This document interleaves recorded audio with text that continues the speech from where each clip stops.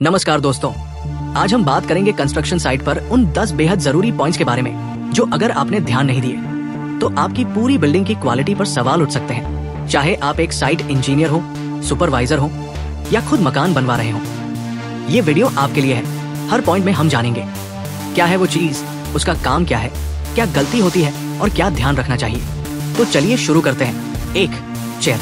Chair reinforcement bars को ऊपर और नीचे रखने के लिए स्टील से बनी एक छोटी सपोर्ट स्ट्रक्चर होती है। इसका मकसद होता है कि टॉप रॉड हवा में लटके नहीं रहे और उनका लेवल बराबर बना रहे। ये स्लैब की थिकनेस को मेंटेन करता है, लोड डिस्ट्रीब्यूशन में मदद करता है। गलती तब होती है जब चेयर की स्पेसिंग ज्यादा रखी जाती है या चेयर को ही नहीं लगाया जाता। कभी कभी लोग प्लास्टिक चेयर यूज करते हैं जो प्रेशर में टूट जाती है। ध्यान रखें, हर 1 मीटर पर चेयर लगाएं। चेयर की हाइट इतनी हो कि टॉप रॉड स्लैब के अंदर सही डेप्थ में रहे। इसे ढंग से बांधना न भूलें। 2. कवर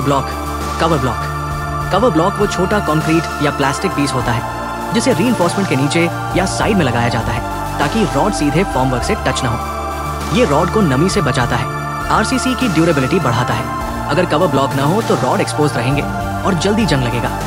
ध्यान रखें, स्लैब में 15 से 20 mm, बी में 25 mm, कॉलम में 40 mm का कवर देना चाहिए। कवर ब्लॉक की क्वालिटी अच्छी होनी चाहिए। हर 1 मीटर पर कवर ब्लॉक जरूर लगाएं। 3. Proper side alignment. Side alignment का मतलब है कि फॉर्मवर्क और शटरिंग बोर्ड्स एक सीधी लाइन में बिल्कुल प्लम में लगे हों। इससे दीवार या कॉलम बिल्कुल स्ट्रेट बनता है। प्लास्टर की मोटाई कम लगती है।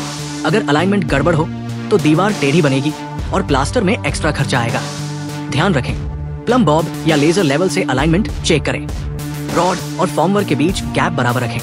फॉर्मवर्क को अच्छे से सपोर्ट दें ताकि कास्टिंग के टाइम हिले नहीं। 4. Lapping length. जब 2 रॉड आपस में जोड़ी जाती है तो उन्हें ओवरलैप किया जाता है। इसी को कहते हैं लैपिंग। लैपिंग से टेंसाइल फोर्स बराबर से ट्रांसफर होता है। स्ट्रक्चर की स्ट्रेंथ बनी रहती है। अगर लैपिंग कम किया गया तो जॉइंट वीक रहेगा और क्रैक आ सकते हैं। ध्यान रखें, जनरल आरसीसी में lapping length 50 D diameter of बार रखी जाती है। कॉलम में लैपिंग हमेशा मिड लेवल पर हो, ना कि नीचे या ऊपर। लैपिंग वाली जगह पर रॉड को अच्छे से बांधें। 5. मास्टर रिंग कॉलम के रॉड को पकड़ने और अलाइनमेंट मेंटेन करने के लिए सबसे पहले डाली जाने वाली रिंग होती है। इससे कॉलम के रॉड फिक्स रहते हैं, वर्टिकलिटी बनी रहती है। मास्टर रिंग ना हो तो कॉलम रॉड इधर उधर हो सकते हैं। ध्यान रखें, मास्टर रिंग हमेशा बेस से 6 ऊपर डालें। इसे मजबूती से टाई करें, इसके बाद ही बाकी स्टिरअप्स डालें। 6. Proper ring bending. 165 डिग्री उदास स्माइली। बीम या कॉलम के स्टिरअप की जो बंद मुड़ी हुई एंड होती है वो 135 डिग्री पर बेंड होनी चाहिए। इससे रॉड कंक्रीट में अच्छे से एंकर होता है। अर्थक्वेक रेजिस्टेंस स्ट्रक्चर के लिए जरूरी है।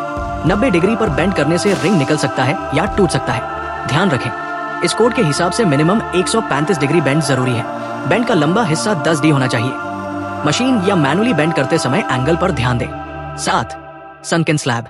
सनकन स्लैब बाथरूम, टॉयलेट या वॉश एरिया में दी जाती है जहां प्लम्बिंग लाइन नीचे से जाती है। ये लीकेज से बचाता है। पाइप को स्लैब के नीचे छिपाया जा सकता है। अगर प्रॉपर वाटरप्रूफिंग न की जाए तो सीपेज की प्रॉब्लम आती है। ध्यान रखें, सनकन स्लैब की डेप्थ और स्लोप सही हो। नीचे वाटरप्रूफिंग जरूरी है। पाइप फिटिंग के बाद कंक्रीट अच्छे से भरें। 8. Shuttering level. स्लैब या बीम के नीचे जो शटरिंग प्लेट्स लगती है वो बराबर लेवल में होनी चाहिए। इससे स्लैब थिकनेस यूनिफॉर्म रहती है। फ्लोरिंग भी परफेक्ट आता है। अनइवन शटरिंग से स्लैब एक जगह मोटी और एक जगह पतली हो सकती है। ध्यान रखें, लेवल मशीन या लेजर से चेक करें। शटरिंग जॉइंट्स टाइट हो। प्रॉप्स और सपोर्ट्स बराबर दूरी पर रखें। 9.